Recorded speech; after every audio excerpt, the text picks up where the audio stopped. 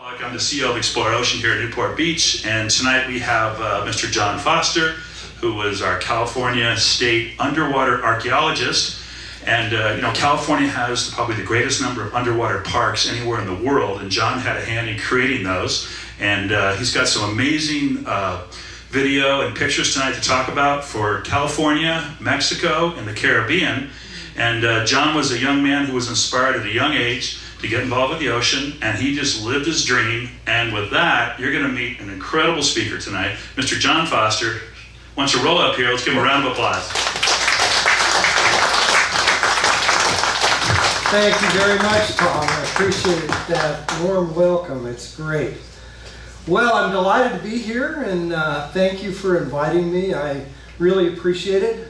I went to Palos Verdes High School, just my senior year, so I grew up actually in the peninsula, and I had some experience in this part of California before I went off to college, but it was quite different in those days. Anyway, one thing about living in Palos Verdes then, I found hiking down Malaga Creek from where the PV Country Club is, down through those old ancient sand dunes there. I don't remember the road names anymore, but I found a dinosaur bone sticking out of the creek bank, and ran home, and we called the LA County Museum, and they came and got it and everything else. So anyway, so that kind of continued my my interest in archaeology and things ancient from the very first time. We archaeologists are a charmed group. I mean, we lived a charmed existence, and this is me at the height of my charming self. When I started with state parks around 1975, I was given the assignment, go out and ride herd on the cultural resources, the archaeology and the history of the California State Park System.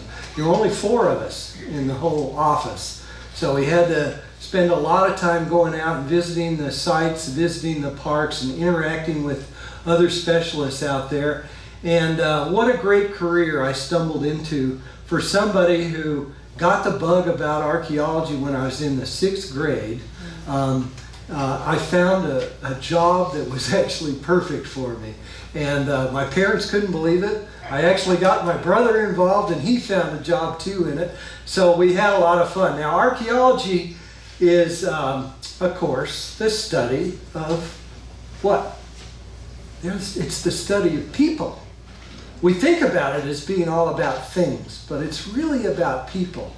And it's about the stories of the people that we can extract from the things that we find. Ancient things, modern things, historic things, rock art sites, and grinding mortars, and shell beads of various kinds.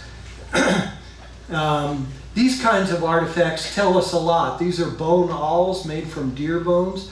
These are pottery from the Central Valley. And these are elk tibia wands that were used in elaborate ceremonies about 1,500 years ago. So these kinds of things, and many other examples I could show you, are the materials from which we construct the stories and the history of ancient people. And that's basically the role of archaeology. So whether it's a Russian cemetery or a faint footprint on a desert valley, an ancient archaeological deposit cut through by a creek and exposing about 10,000 years of prehistory here. Or you guys probably know what this is, right? A cogstone, right? Found from Bolsa Chica. These are 9,000 years old. These are 2,500 years old. These are a lot older than the pyramids of Giza or anything you've probably been to. And they come right from, it's a handstone. It's the size of your hand. What is it again? A cogged stone. It's probably the result of people engaged in a cult that specialized in their manufacture, and we find them from Topanga Canyon out to the desert down to San Diego. And there are thousands of them, but they all come from Bolsa Chica.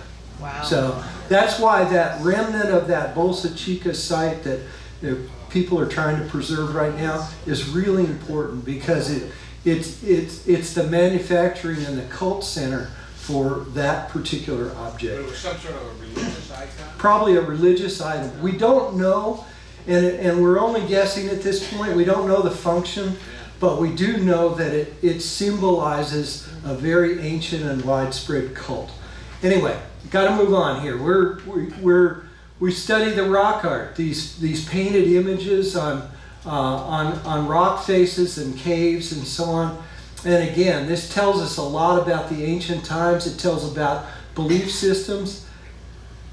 We study places like Bodie, these fantastic ghost towns and historic complexes that may only be 150 years old, but they're really significant to our culture, important touchstones of our own history. But once in a while, we get a chance to do the underwater archaeology. And that's what I want to talk about today. I'm an archaeologist. I do land archaeology. I also do underwater archaeology. I love rock art. I also love shipwrecks. So I'm one of these people that does the terrestrial archaeology and what I call the extraterrestrial archaeology, the underwater stuff. Now, again, I was very, very fortunate to come to work for a state who had anticipated the value in having underwater parks. California had the first underwater park in the whole country. It's at Point Lobos State Reserve, established in 1960. And so in that, we preceded John Pennekamp State Park in Florida. Some of you may have been there. It's in Key Largo. It's really nice. But we had the first one. What year was this? 1960 was the first underwater park established in California. But the history goes back even before that, to the beginnings of the California State Park system, which was founded 151 years ago in 1864. Well, that started at Yosemite, and that was an act that was signed by President Lincoln, right? And so the first national park was actually deeded to the state of California. It became the first state park. Well, the feds, when they decided to have a national park system, they took back Yosemite, right? But we decided we're going to continue with the state park system, and so that started around 1928, when we started passing a bond and adding units to the state park system. Up till that time, private individuals and philanthropic organizations and sempervirens and a whole bunch of people were preserving landscapes that were really valuable and were disappearing quickly. But the underwater part of it was recognized in 1928 for the 1928 Park Bond. So it's really part of our California history from the very beginning. So again, I just lucked out because I found a job in it. Somebody else had the vision to start it way back when. I was fortunate over my 35-year career to be able to work on a lot of underwater projects throughout California. Things like the Ajamawi stone fish traps up here in the Pitt River region. We did a lot of work in Emerald Bay and Lake Tahoe. Found gold rush ships in the Sacramento River. Studied the Frolic, an 1850 China clipper that wrecked on the Mendocino coast. The SS Pomona, the passenger steamer that wrecked at Fort Ross, and a number of other sites. Looking down your way, I worked on the Goleta cannons at Goleta, the Palos Verdes stone anchors, you maybe heard of those, and the F4U Corsair from Crystal Cove. So I actually did work down here. And underwater archaeology is, I tell my students, underwater archaeology is archaeology underwater. In other words, it's real archaeology. It's not treasure hunting. It's not finders keepers. It's important, and it's scientific, and it's rigorous, and it's 10 times more expensive than terrestrial archaeology. That's true, but it's serious archaeology. And I contend, and I will argue, that it can contribute importantly to the information about our past, as well as help contribute to ocean awareness and conservation. And that's what I hope to demonstrate tonight to you. Okay, so off we go. To begin with, I want to talk a little bit about the relevance of doing underwater archaeology today. Now, some people think that, well, this is nice and it's kind of a hobby, but what value does it have? What information does this have to benefit people of today's time? Well, I'll point out this study we did at Emerald Bay and Lake Tahoe some years ago. We dove and began to find submerged stumps offshore. Now, these were at a depth of 13 to 22 feet, okay? And they were fully grown pine trees with their roots going down into the soil, into the rocks. How could they have grown there? Well, it turns out that there was an altithermal period in the Sierra about 500 years long, 4,800 to 5,200 years ago, where the lake dropped 20 to 25 feet, exposing these terraces. They were colonized by trees. The trees grew up into forests, and the forests grew and expanded and formed a new lake shore, and then the climate reversed itself, and the lake came back up. It drowned those trees, it killed those trees, and their stumps are still there. And so we've done tree ring dating and radiocarbon dating to show that this area has a lot to tell us about how climate change has occurred in the past, right? And so this is some of the evidence that's being really looked at today, because we're entering into a period where we may be repeating this. We hope not, but who knows? But there was a time not too long ago when this kind of thing happened. This is Emerald Bay. It's an underwater park established in 1994. So off we go, starting on the north coast. Here's Fort Ross. It's 90 miles north of San Francisco, more or less, on what's considered a fog-bound, very dangerous coast of Northern California. And there are days when it is certainly that. This is the Pomona, the SS Pomona, pride of the coaster fleet. It was built and launched in 1888. And in its day, it was the top technology for small coastal passenger steamers. This vessel was equipped with a triple expansion steam engine, which there's a model right over here in the corner if you want to look at that sometime. That was brand new technology developed in the 1880s. This was the first passenger vessel on the Pacific coast to have that technology. It's also the first passenger vessel to be electrified, to have electric lights, so you can imagine. This was really quite something. So it's steaming north from San Francisco on its way to Vancouver, and it left San Francisco March 17th, 1908, St. Patrick's Day. Well, the passengers were probably under the weather.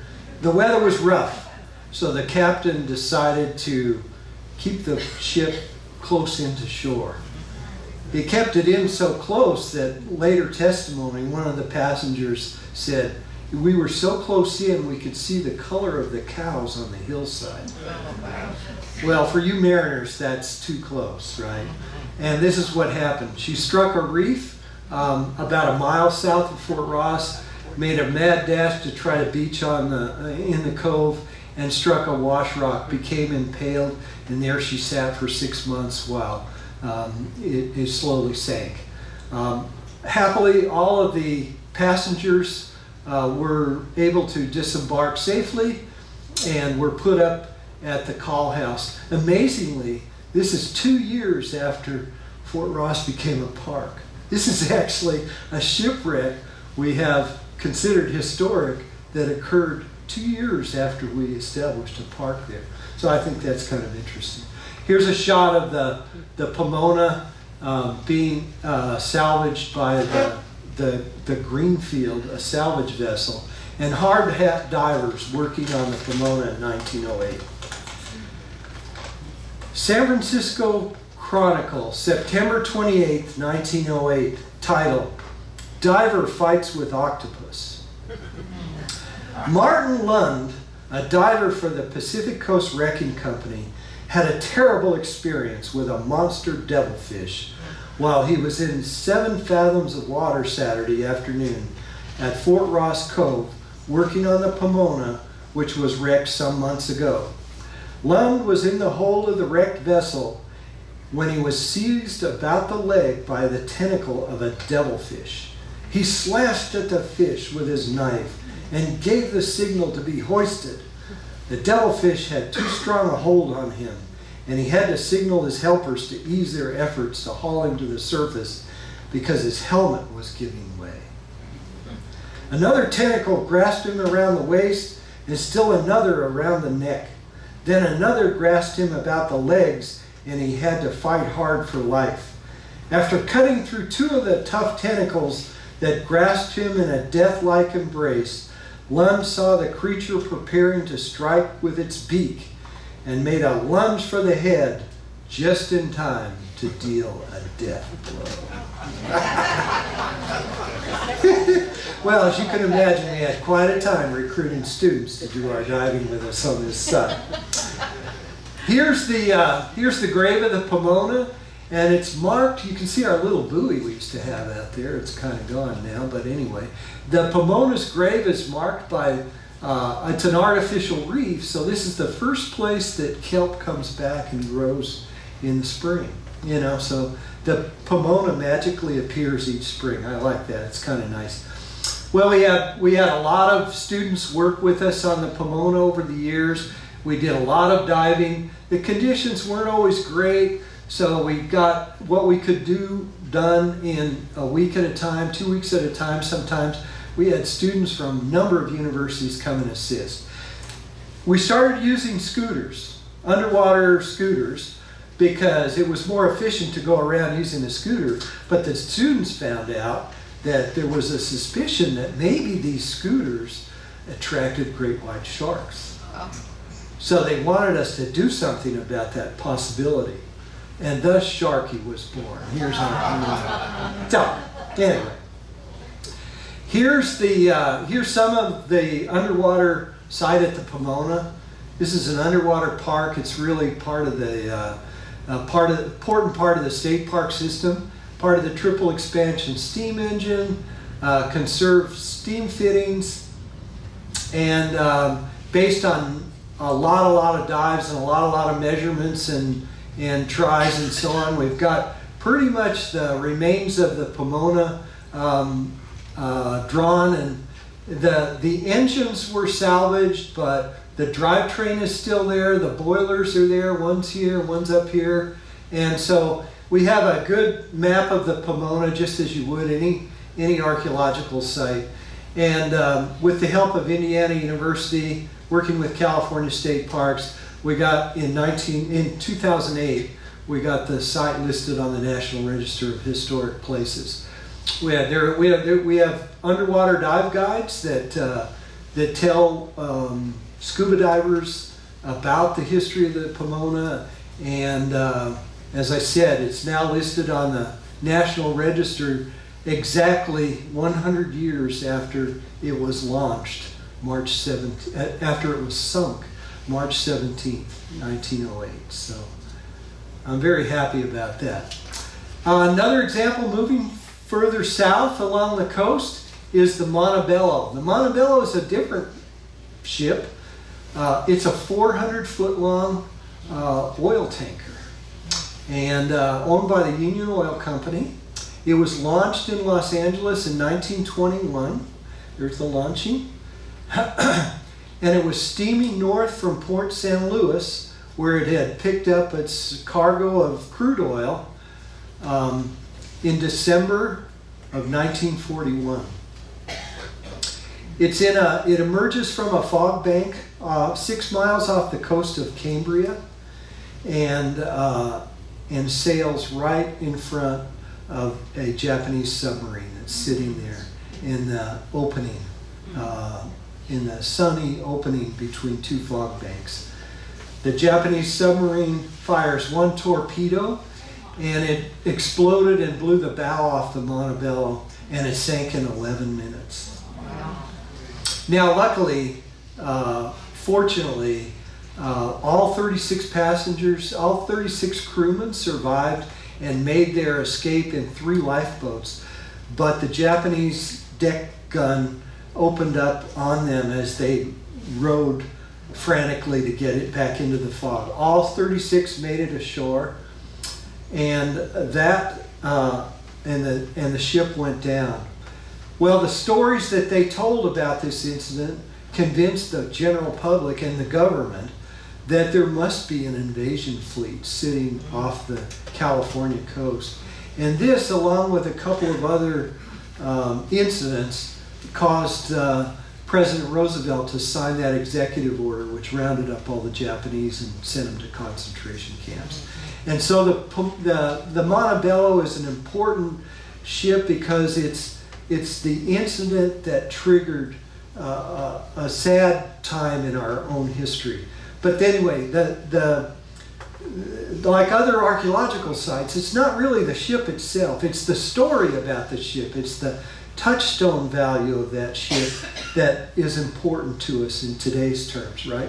So here it is off the coast, and I got a chance to visit it a few years ago, preparing to dive in a little 2-man submarine here called Delta. And Delta is great. It's an electric submarine. It's not tethered in any way. It actually runs on battery power, and the observer lays down this way in the bottom, and the pilot sits on a little bar stool, and his head goes up here in the conning tower, right?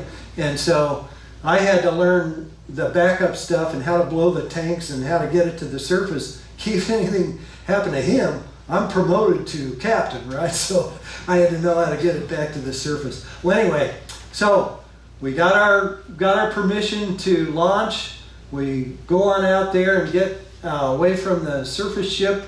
This is a NOAA vessel and a NOAA operation. And here we are waiting to dive. Finally got the approval to go ahead and dive. And it sinks we blow the tanks and it sinks at 100 feet a minute. It took 8 minutes to get to the bottom. It just kept getting darker and darker. Turned off all the lights, and you're just sinking in the darkness. That's the longest 8 minutes I've ever spent, believe me. And then as you approach the bottom, you even out the ballast, so you stay about 20 feet off the bottom. We got our vector from the top side telling us where to steer and which way to go to the Montebello. And there we go. The first thing we saw was this plate, this piece of porcelain, and with the Union Oil Company red and blue decoration around it. And we knew we were on the right trail. Well, anyway, the Montebello looms up from the bottom in like this big tubular skyscraper, and it's covered with sea life. We saw virtually none until we got to the ship. So these are deep water anemones, metridium and crabs of various kinds, Pacific hake, and fishing nets. Fishing trawlers have lost their nets, and so the wreck itself is draped in fishing nets. Our job in this expedition was to try to find any evidence of oil leakage from the ship. As the ship begins to break down, the steel is becoming unstable, the hull plates are buckling just a little bit and opening up, and there's a specific bacterium that feeds just on the petroleum molecules.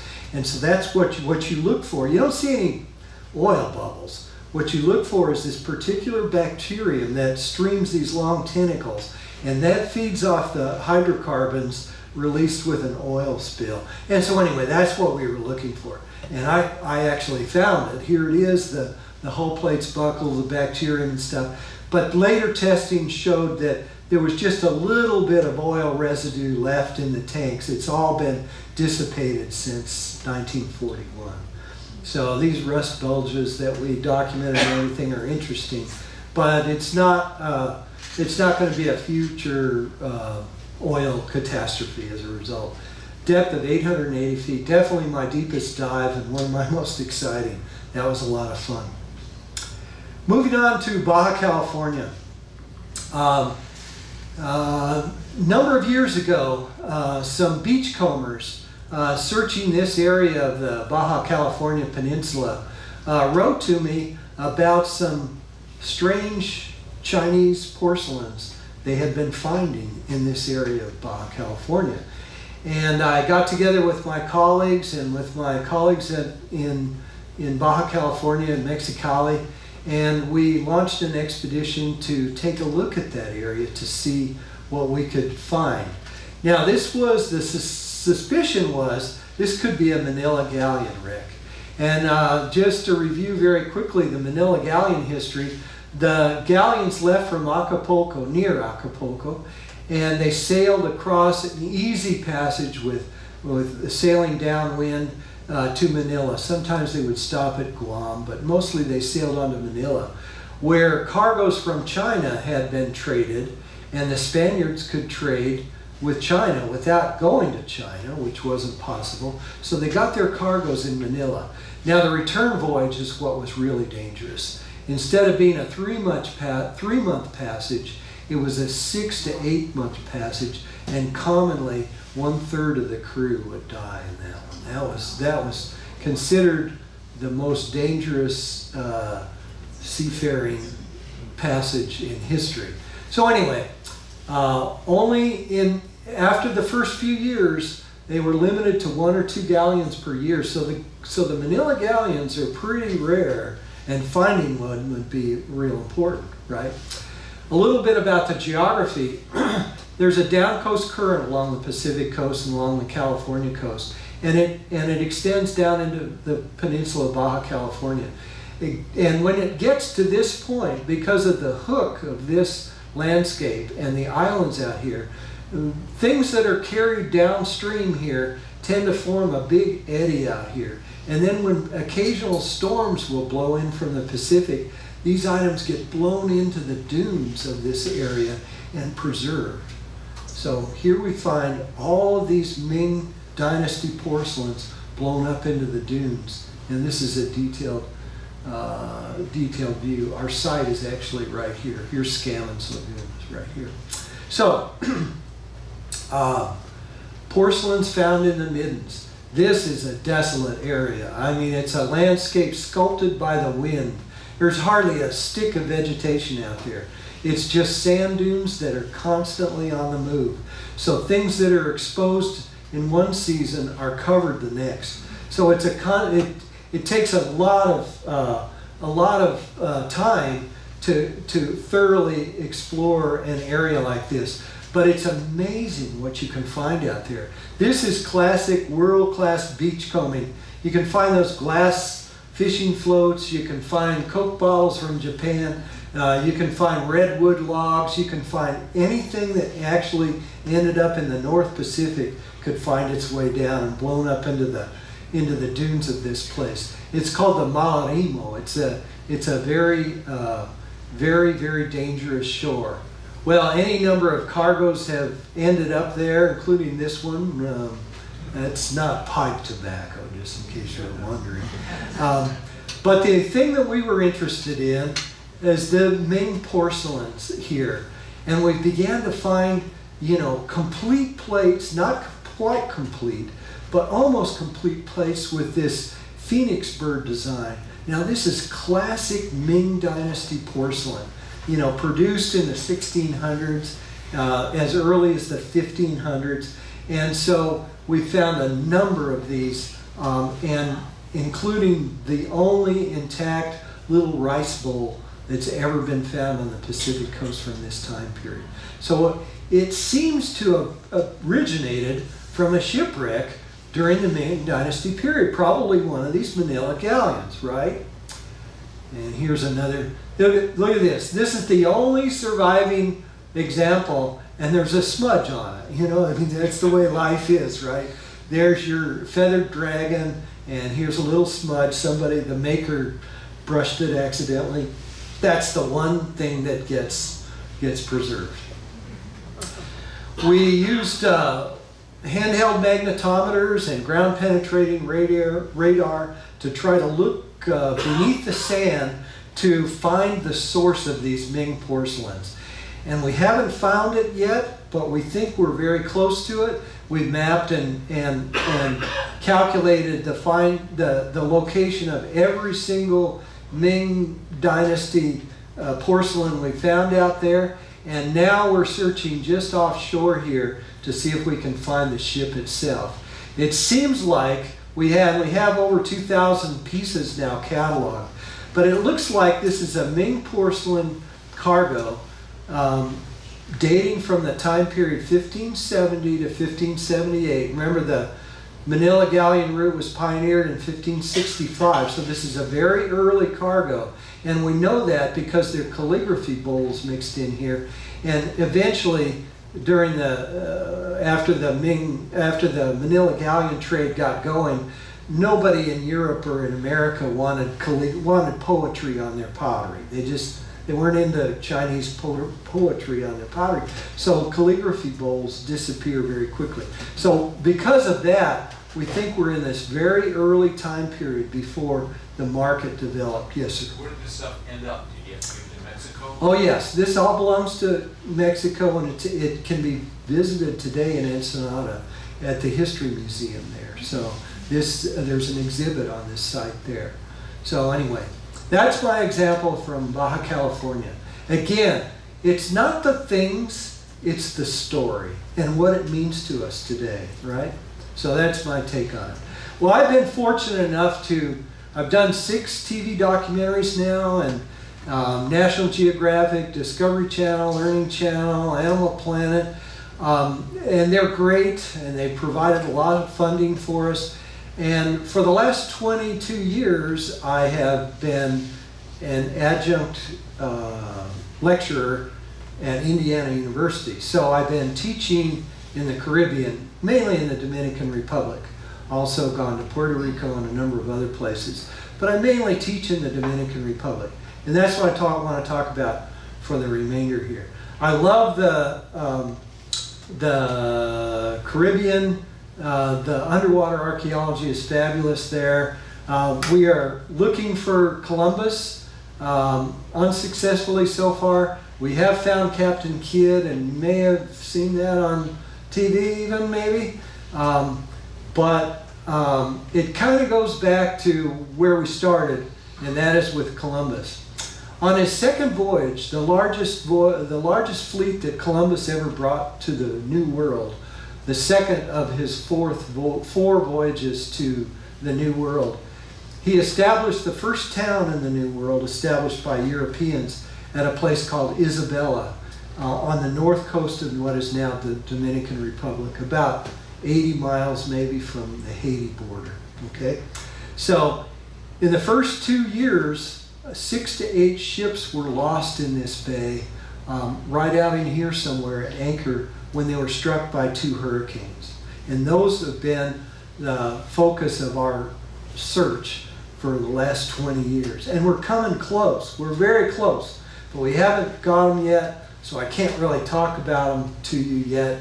But this is what it looks like. This is the ruins of the Columbus House looking over the bay. It's a beautiful, beautiful spot, just an absolutely unbelievable place. But the problem is we have magnetic anomalies out here we've found, but digging down to them and exposing what lies beneath is something that we haven't successfully been able to do yet. So we're still looking for the Columbus ships. So as a substitute, I'm going to talk to you about another ship that we have found. And this is a vessel called the Nuestra Senora de Begoña. And it's a Spanish merchant frigate that was lost in 1725. It's got an interesting, really interesting history. It was owned by the governor of the Canary Islands, who sent it to the New World and it spent a year on the Spanish Main. We don't really know too much about that. We haven't found any records of where it was, but in that year, it was being prepared to return to the Canary Islands.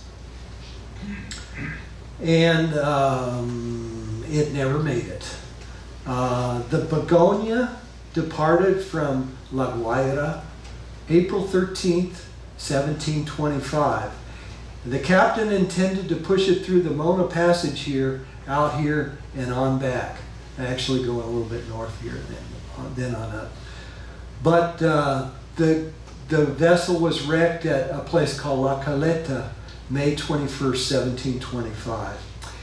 It ran into a series of storms, sprung a leak.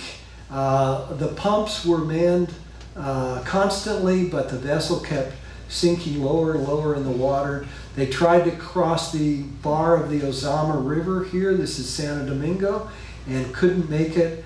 This is all this iron, what they call Iron Shore coast. There was only one place the captain could possibly save the people on board the Begonia, and that was by intentionally wrecking it at a little cove called La Caleta, which he successfully did in 1725. So the passengers and crew were gathered themselves on the beach. They picked up their tattered belongings as best as they could. A lot of the material was swept away, and began hiking back to the capital 14 miles away. Ran into a Spanish patrol, showed them their papers. The papers, the manifest said the cargo included 9,000 pesos of silver. The problem was they had 21,000 pesos on them. Yeah, they got busted for silver smuggling. So, as a result, this was sad for them, and the captain actually went to jail for 3 years, but it was happy for archaeology because he was tried for silver smuggling, and there was a record created of the Begonia's history. We know everything about it. We know the cargo. We know the people, all because we got a chance to look at the records in the Seville archives. And that is another story, but it is fabulous. And the Spaniards were, the Spanish colonial period, the Spaniards were just fanatic about records, and they wrote down everything. So as a result, we have that detailed list of the cargo, everything the ship was carrying, all the armaments, everything else, and impossibly, we have the names of every crew member and passenger on the ship. This is almost unheard of in shipwreck studies. You know, there's only a few cases like the Titanic where you ever know who was on that ship. We're lucky a lot of times if we even find out the name of the ship. Mostly it's just an unidentified ship from a certain time period. In the case of the Begonia, not only do we know the ship, we know what it was carrying, we know everything about it, where it was constructed, everything about it, but we also know the name of everybody that was on board, including, I'm going to point out this Franciscan friar, Diego Francisco Ibanez. Okay, just keep that in mind. Okay, so here's the way underwater archaeology is done. We survey the area just like you would on land. This case, we tow a fish with a side scan sonar and a magnetometer behind us. Okay, and that shows any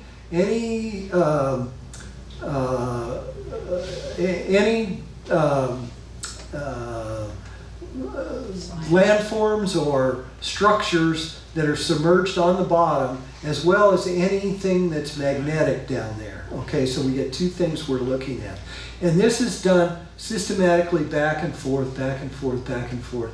If you've ever watched Bob Ballard or some of those documentaries, they call it mowing the lawn or something, you know, and it's about that exciting, you know, usually it's just back and forth, endless things so that the machine can catch anything that is out here. So that's what we did. These are the areas that were the hot spots, and this is what you would expect. Here's the little cove at La Caleta where the Begonia was wrecked. Here's what it looks like from shore. These are coral heads. We're out there doing our diving and doing our magnetometer work. When it's too shallow, we use a handheld magnetometer like this one here, and that shows in a dial, any hits that show underwater metal, and so that's very useful. Our excavations are done with this kind of a setup. We have a surface boat with a water pump. The water pump takes the intake from the over the side, and it pumps it with great force down this fire hose and expels it this way.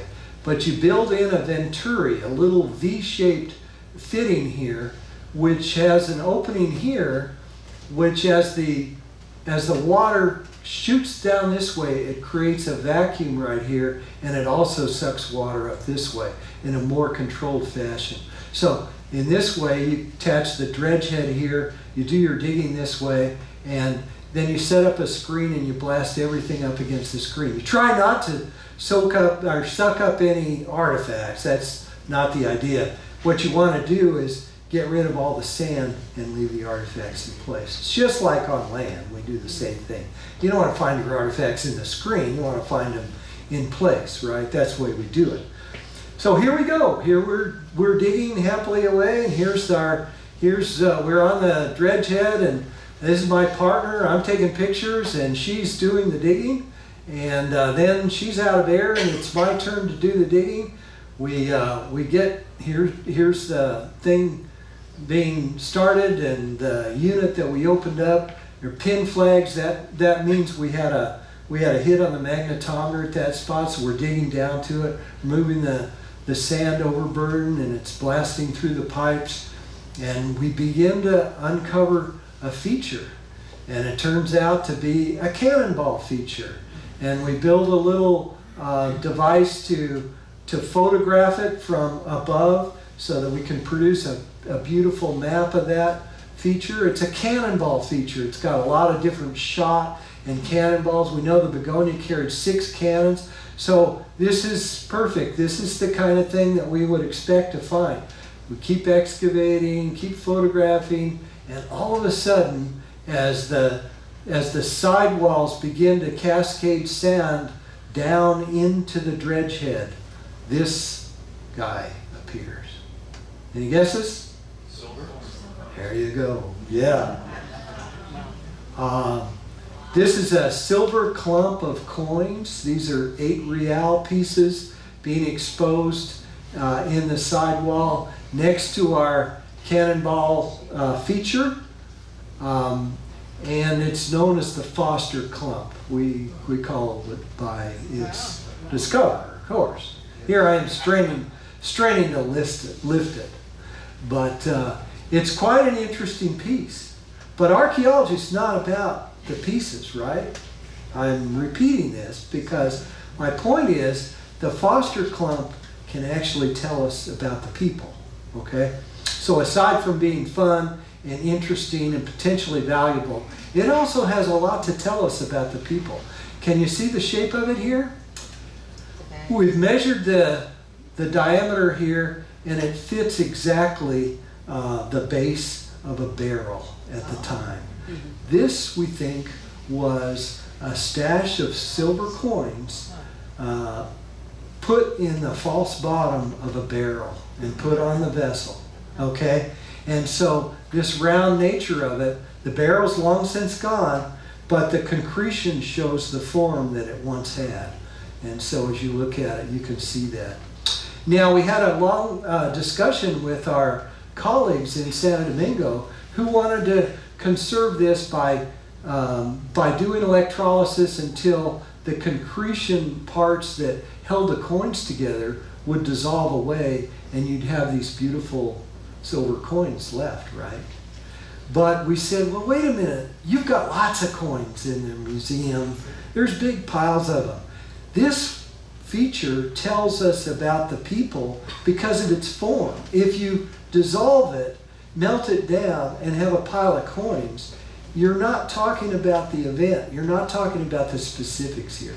So they said, yeah, you're right. We got a lot of that. So we got our conservation students to polish up the individual exposed coins, like you can see here. And you can see that cross is a diagnostic of the Mexico City Mint. Anyway, so that these can all be identified, the ones that are exposed, and yet we didn't have to really dissolve the whole concretion, and it remains intact as a result. The silver clump, the Foster clump isn't the only concretion we found with coins. These are telegas, or money bags of coins, that were also contraband on the Nuestra Señora de Begonia, we think. And these were stashes of coins that people were taking back home. These are smaller coins, 1 and 2 real denominations, sometimes 1/2 real, real small coins here. Silver, all silver, but they're basically little piggy banks of people's accumulated wealth in the New World that they were taking back on the Begonia to avoid paying the king's tax of 20%. So that was the purpose of the voyage of the Begonia. That was what the captain was prosecuted for. And here's the evidence that they didn't find at the time we found in our time, 2010. So we decided again, we wanted to preserve these intact form, but we also wanted to see what they looked like, and we found a way of doing that. By turning up a common CT scanner machine to full power and leaving these things overnight in that scanner, this is what it came up with, and this is what they look like. So they're pretty interesting, you know, to use the CT technology to look inside a telega, a popsicle, if you will, of frozen Spanish coins. So that's it. The coins are very interesting. This is a 1 real piece. It's called a presentation coin because the various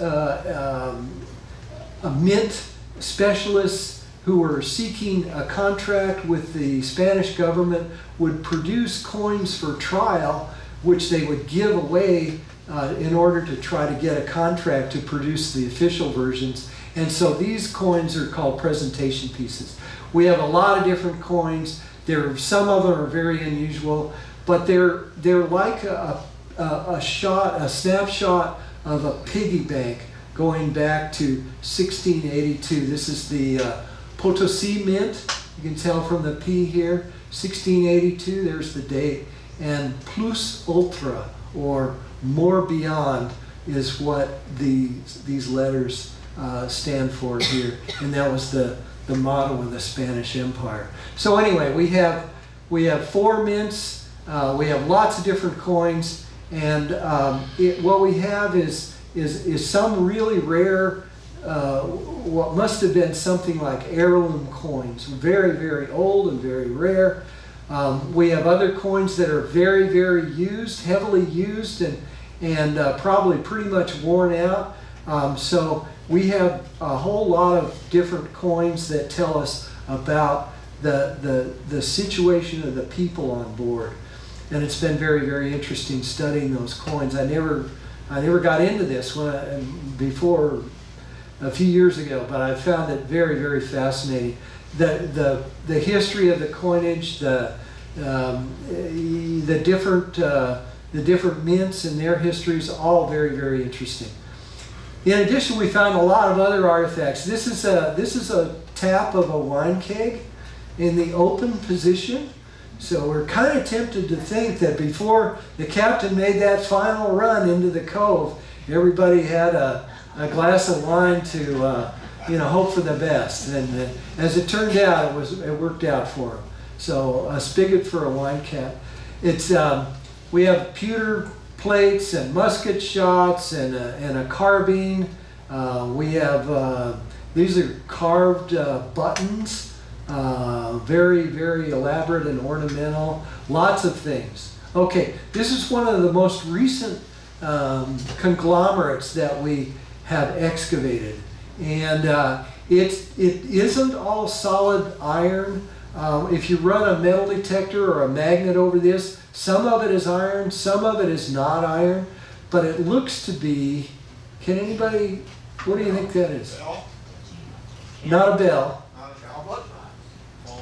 a chalice. Try a chalice. I told you about the friar, right? You guys were awake for that, right? That part? Okay. We think we found the Franciscan friar's actual sea chest. We can connect it, we think. Now we haven't conserved this, so we don't really know, but I'm guessing that there are going to be religious objects that are going to be identified in this. Whether we will dissolve it or whether we will scan it, how we will identify those, but I'm betting this is going to prove to be the Franciscan friar's sea chest. What's the measurement on the black and yellow? Those are 10 centimeters. So, anyway. So, here we go. We continue to excavate. This is one of the 6 cannons on board. And there was an overhang, a piece of limestone coral rock that formed a little protected area right in here. Excavated around this cannon, exposed it, used that as our underwater datum. And as we began to excavate under this limestone cap rock, this is what we found. A series of silver plates sitting on top of a wooden structure. And here's what it was like when it was removed. You can see these 2 pieces go together, and you can see the rough dimensions, therefore, of a silver chest. Here again, here I'm looking at it here. And this is from my notebook. This is the wooden piece, and you can see the imprint of the 2 silver stacks right here. But we have the edges so we can actually measure the bottom of this silver chest. And here are the 2 stacks of plates, and that's how they go together. And here's what they look like reassembled. So what you have is 75 pounds of silver made up by nested plate stacks, 2 of them, and then to fill up the remaining space, they tossed in forks and knives and candle holders and candle snuffers and everything. Look at this, there's forks in here, and there's candle holders, and there's another fork and everything else. Anyway, this is a silver chest. This is a treasure chest. This is really a treasure chest. And what we got really excited about is, naturally, it's fun to find it, and we love to do this. You read about it and everything else. But what it can do is tell us again about the people. So we looked at the silver. We took some silver samples from here. We took a couple of the forks and a couple of the plates, and we used X-ray fluorescence, which reads the components of that silver to identify how that, what that silver is composed of, you know.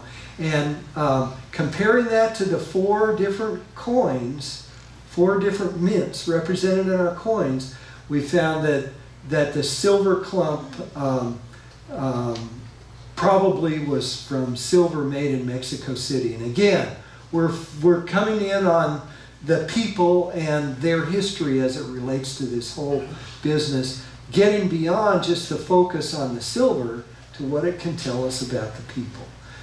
Here's the site today. It's a national park.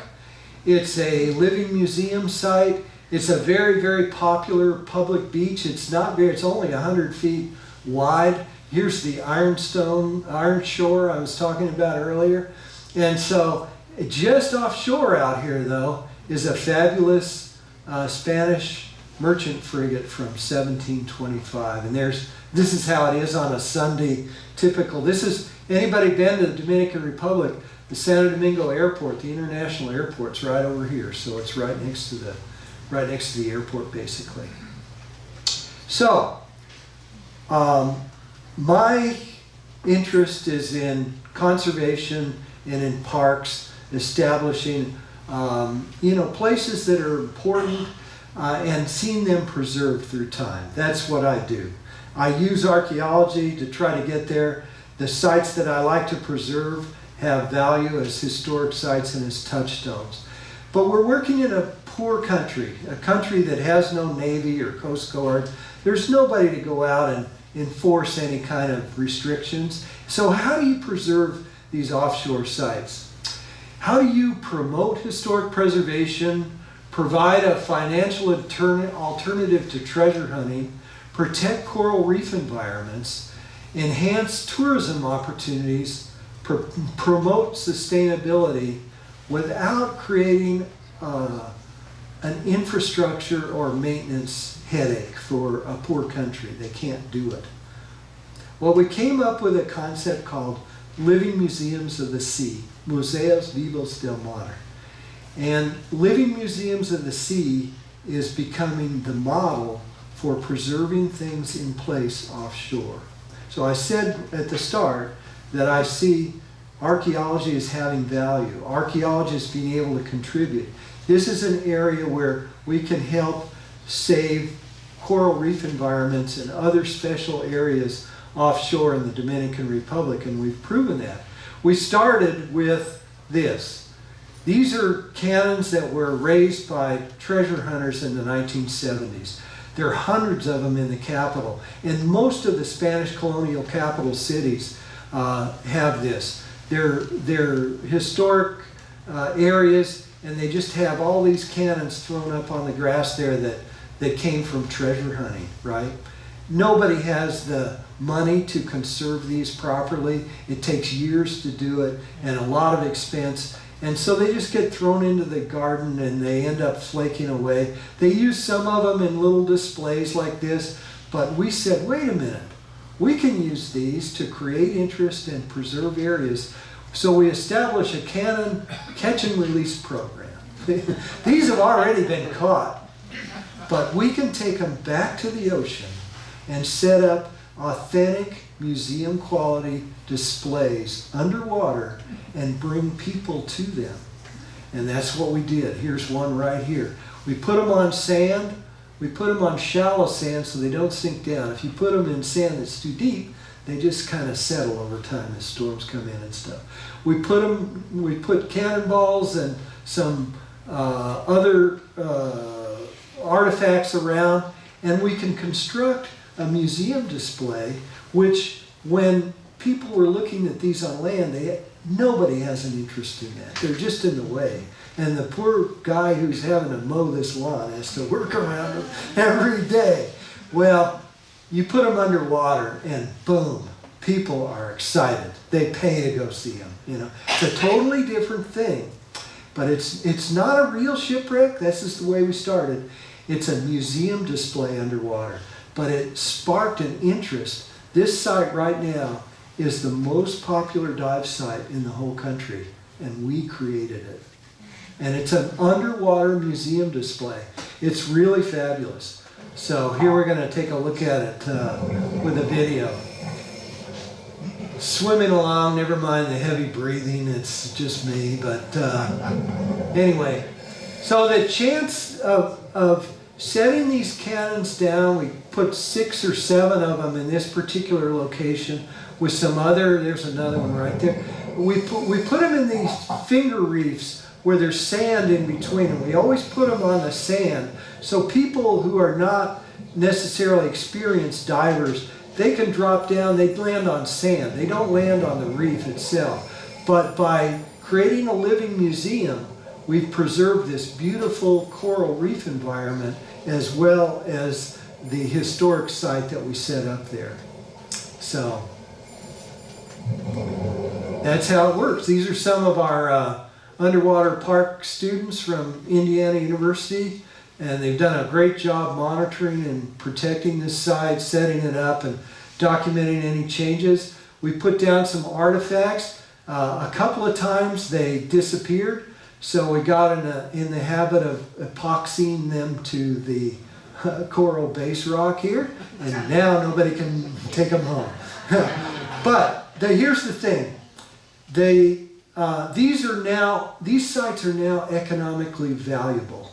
Okay, local people run boats out there, and if they keep the site protected, if they take care of them, if they show an interest, and we provide some basic stuff, a mooring buoy and other things like that, then they police them themselves. So they don't allow any spearfishing, they don't allow any conking out there.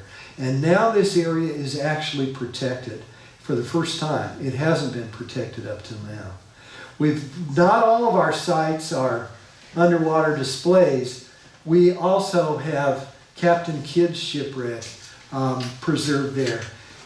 Anybody know Captain Kidd history? Famous pirate, a New Englander. He went to England, he got a commission from the crown to go chase pirates in the Indian Ocean, which were raising hell with English shipping, right?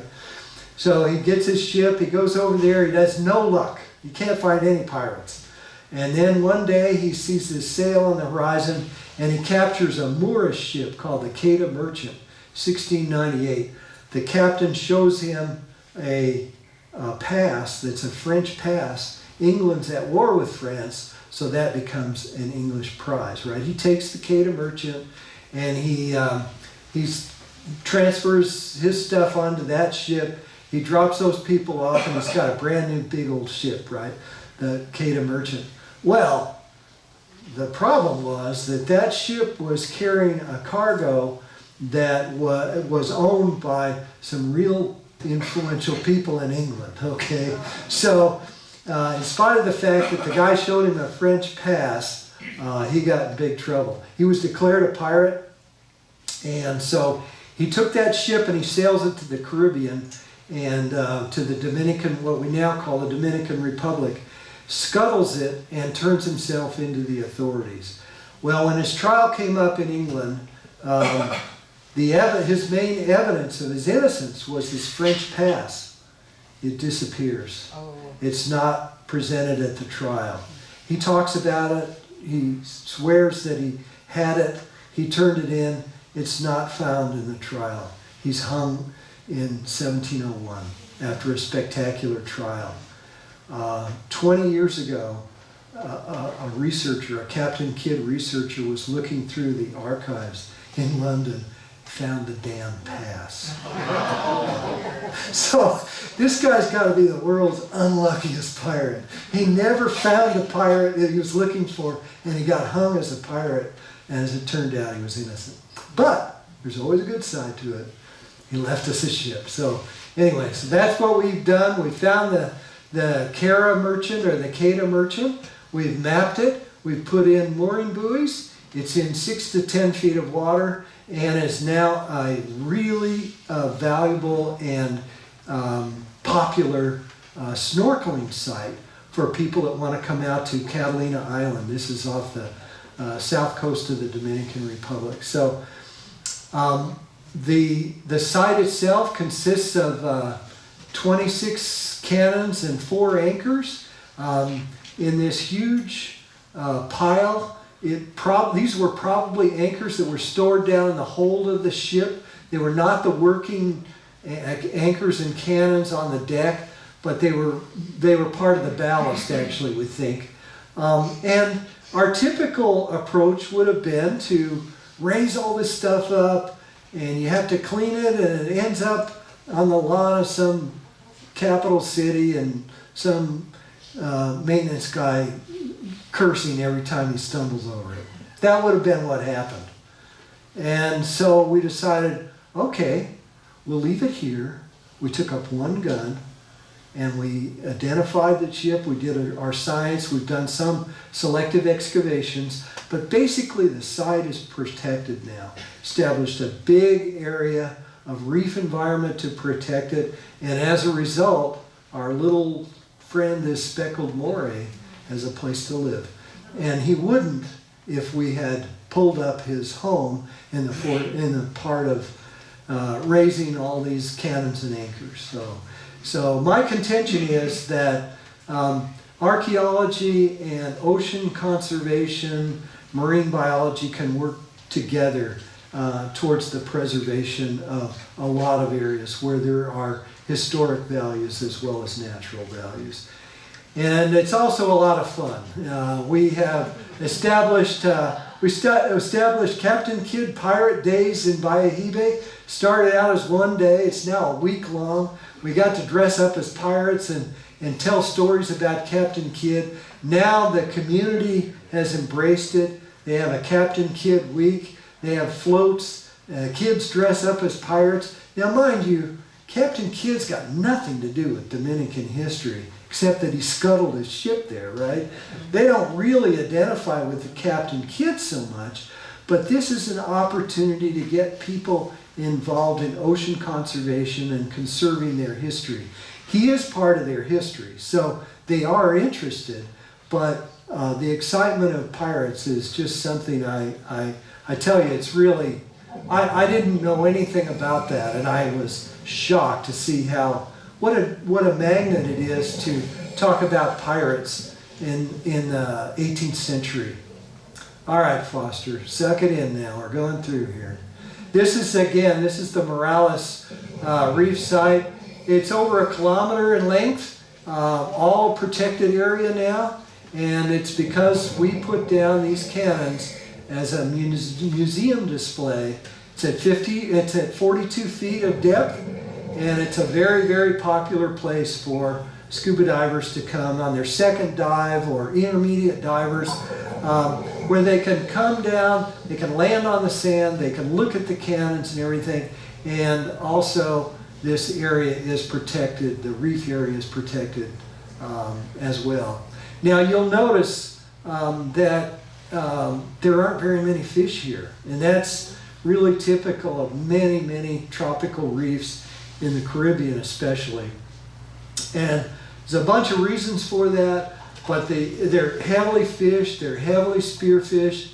Lionfish have raised hell with small fishes, they've gotten into the Caribbean now and have taken over. So there's a lot of stress and a lot of threats to the coral reef environment, but we're trying to preserve areas and set aside areas so they can recover over time, and that's our goal. We study the history, we pay a lot of attention to the history, we also map the biology and study that too, and the program at Indiana combines those two in a specialty of underwater park management, which is as far as I know, it's unique in the country. So, and you think of Indiana, you're thinking of the Big 10 miles from the ocean, and you're right, but it's also got the biggest academic diving program in the country. So, so we've had a lot of fun there. Here's our the status of our underwater, our living museums. We're still looking for the Columbus shipwrecks up here, and someday they will join this list. We're actively looking at a French slave ship and warship in a place called Playa Grande here on the north coast. And then most of our work has been done down here. Here's La Caleta. These are other sites that we have added to the system. So the government has really embraced this, and not only the government of the Dominican Republic, but we're actively trying to help start living museum sites in Puerto Rico, in Colombia, and in Haiti. And people are attracted to this because it has low cost, it has local involvement, and once they see the value in the stewardship of an area, i.e. they can make money off of it, they can sell the history over and over by taking people out there, then they get the idea that, hey, this is worth doing and it's worth protecting. Yes, sir. Are you going to be placing the cannons near where a wreck was? No, these are we're done with that part. Now we're working on real sites, but we decided we would create a museum exhibit and just be underwater. And that sparked this interest, which led to the expansion of the concept. So that's how we started out. It also includes, our underwater museums include a submerged cavern here with sloth bones and other things. So it's not just ocean, it's also conserving other aspects of submerged resources that are really important and have a long history. So, it's popular in Dominican Republic, and as it turns out, it's very, very popular in Indianapolis too. This is a shot at the Indianapolis Children's Museum, which is the largest and supposedly the world's best children's museum. Anybody been there? It's really, right? Am I right? It's fabulous. It's really fabulous. It's incredible. Well, we have an exhibit there on Captain Kidd, and it's called it's part of the Treasures of the Earth exhibit sponsored by National Geographic and the Eli Lilly Foundation. They've replicated the cannon pile at the Captain Kidd site, and you can see the techniques that we use to raise cannons and to excavate. And the kids get a chance to put on a styrofoam scuba tank and climb all over this this cannon pile, measuring and documenting the lengths and finding the biggest cannon and telling the best story about it. So future archaeologists are learning about archaeology right there in Indianapolis as a result of this exhibit.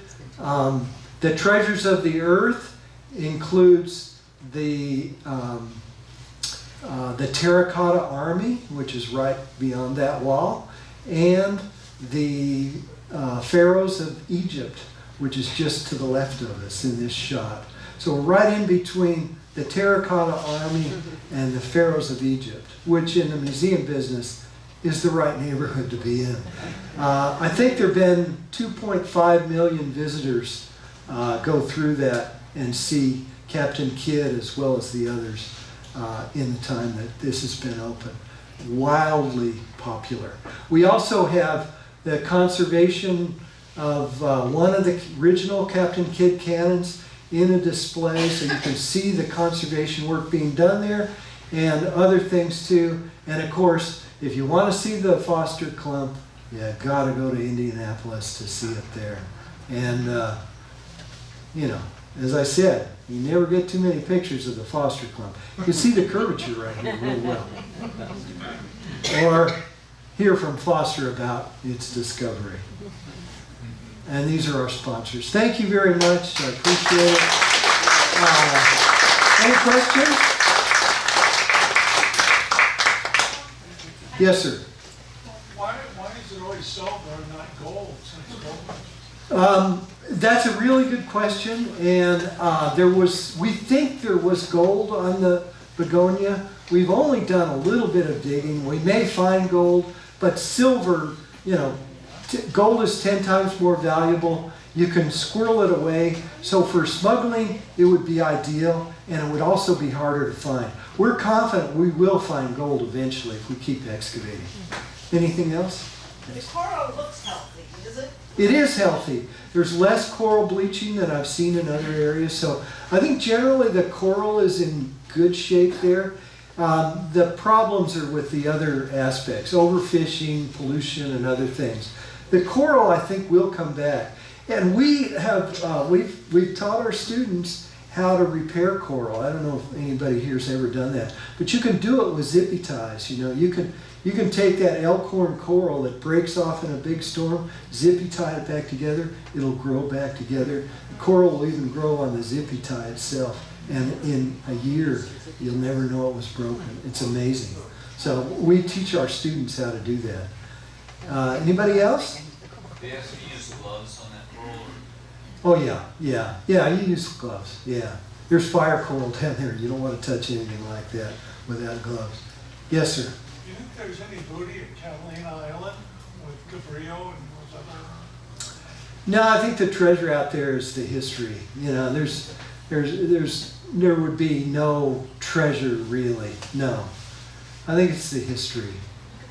I do want to say one thing about the Channel Islands.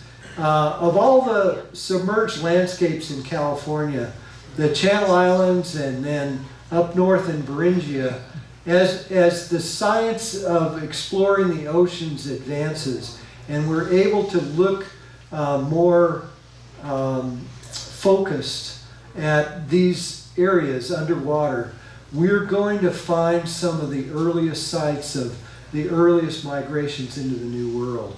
They're out there, the landforms are there, the valleys are there and can be seen, you know. And so it's just a matter of time before underwater archaeology can really contribute that way. So things that are now submerged can be discovered. Yes, sir. You worked, one of the listings you had was for the anchors off Palos Verdes. And I've seen a lot of debates on various websites as to whether or not those are Chinese or not. What's your opinion? I published an article on this, but there's absolutely no proof that they're Chinese. They were called Chinese by a professor from UCSB, and I was out there with him. I was out there on the boat where, you know, we raised one of the anchor stones, and it's in the Point Vicente Interpretive Center on Palos Verdes Peninsula.